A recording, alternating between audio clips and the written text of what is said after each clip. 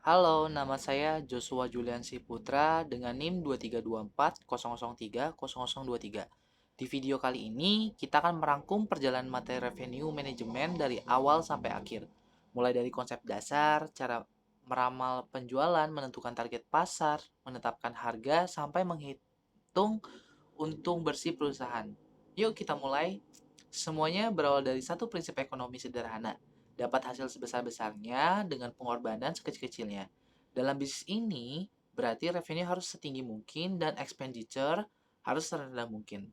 Revenue management sendiri adalah cara perusahaan untuk menggunakan data untuk memprediksi permintaan pasar, lalu menyesuaikan harga agar keuntungan maksimal. Dari sinilah kita dapat rumus paling dasar dalam bisnis.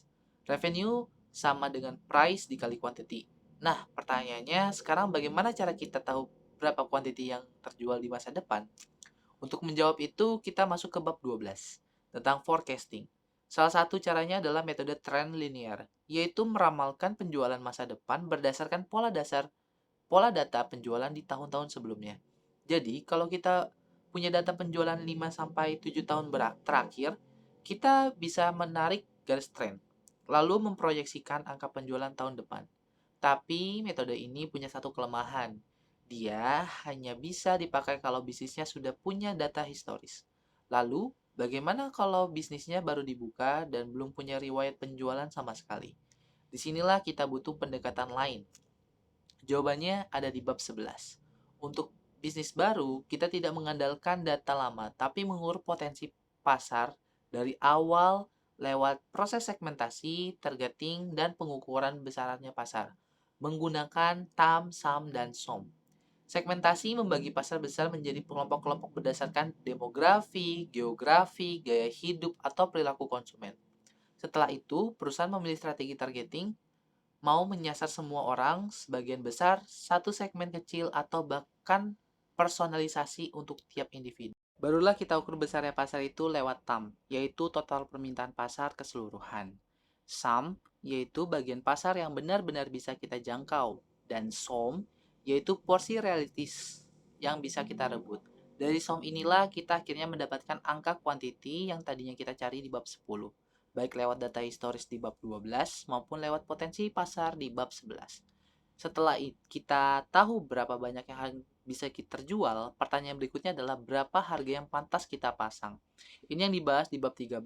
Harga dipengaruhi oleh tiga hal utama: pelanggan, kompetitor, dan biaya produksi. Sebelum menetapkan harga, perusahaan harus punya tujuan yang jelas. Apakah untuk bertahan hidup, memaksimalkan profit, atau merebut pangsa pasar. Lalu perusahaan menghitung biaya produksi lewat COGS yang berbeda-beda, tergantung jenis bisnisnya. Satu, trading bisnis. Beli barang jadi, jual tanpa mengubah bentuk seperti retail dan supermarket. COGS-nya itu adalah purchased goods price. Dan yang kedua itu adalah manufacturing bisnis. Bahan baku diolah menjadi barang jadi. COGS-nya itu adalah direct material, direct labor, overhead. Direct material adalah biaya yang bahan baku langsung, seperti kita beli nasi goreng. Dan bahan bakunya itu adalah nasi, telur, dan lain-lain. Direct labor-nya biaya tenaga kerja langsung dalam produksi. Berarti itu contohnya adalah tukang nasi gorengnya. Sedangkan overhead, biaya operasional yang tidak langsung terkait produksi sebagai contoh, kemasan, dan sendok plastik. Servis yang menjual jasa itu adalah jenis yang ketiga. Dari CGOS ini, perusahaan menambahkan margin keuntungan untuk mendapatkan harga jual akhir. Begitu harga ditentukan dan dikalikan dengan kuantiti dari bab 11 tadi, kita akhirnya mendapatkan revenue, angka pendapatan kotor perusahaan. Namun pada data tersebut rumusnya itu adalah total revenue dikurangin COGS. Dan itu adalah merupakan total hasil dari revenue tersebut. Tapi revenue saja belum menggambarkan untung yang sesungguhnya. Di bab 14, kita belajar bahwa perusahaan masih punya pengeluaran lain di luar biaya produksi, yaitu OPEX dan CAPEX. OPEX adalah biaya produksi operasional rutin sehari-hari seperti gaji karyawan, sewa tempat, listrik, dan biaya pemasaran.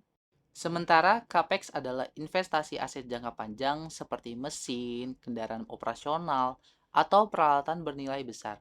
Kedua biaya ini dikurangkan dari keuntungan kotor perusahaan sehingga kita mendapatkan angka final yang paling penting dalam bisnis, yaitu net income atau keuntungan bersih perusahaan. Jadi kalau kita tarik benang merahnya, semua bab ini sebenarnya saling terhubung menjadi satu alur besar. Bab 10 memberi kita rumus dasar, bab 12 dan bab 11 membantu kita menentukan kuantiti baik lewat data historis maupun potensi pasar. Bab 13 membantukan kita menentukan price lewat COGS dan strategi harga. Dan bab 14 menyempurnakan semuanya dengan memperhitungkan biaya operasional. Sampai akhirnya kita tahu berapa keuntungan bersih yang sesungguhnya didapat perusahaan. Dengan rumus net income sama dengan dalam kurung revenue kurang COGS dikurang expenses. Dan sekian dari saya, kurang lebihnya mohon maaf. Wassalamualaikum warahmatullahi wabarakatuh.